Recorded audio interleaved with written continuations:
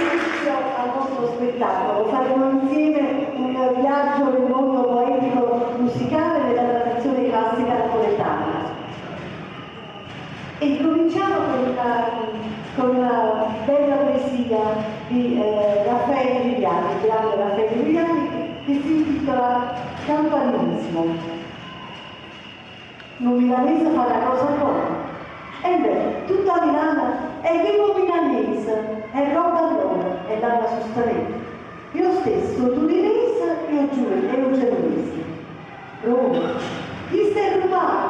E si è romano, naturalmente ripete. Roma è la capitale. E se è toscano, Firenze ne fa subito così. Si fa una cosa buona pugliese, pari con tutti i punti per fare. Siete Basilicata o Calabrese, una gara che è più meglio può tenere. È un palermitano canarese. Tutta Sicilia, chi sta figlia a me? Sia in Umbra, Sarda, Veneto, Abruzzese, a terra sua, suo madre compagnia. Le fanno le feste, a essere pavese, senza sottilizzare, si è o non è. Non c'è il parmigiano bolognese che i suoi non so difenda. E perché? Si è napolitana, a città sua, moritanuscia e non c'è da parere. Sova Sansone e non le dà stagione. E il trombellato squilla, te! Qualunque cosa fa, sembra, e che o sta ci fa morire, senza pretesa. E questo si può morire.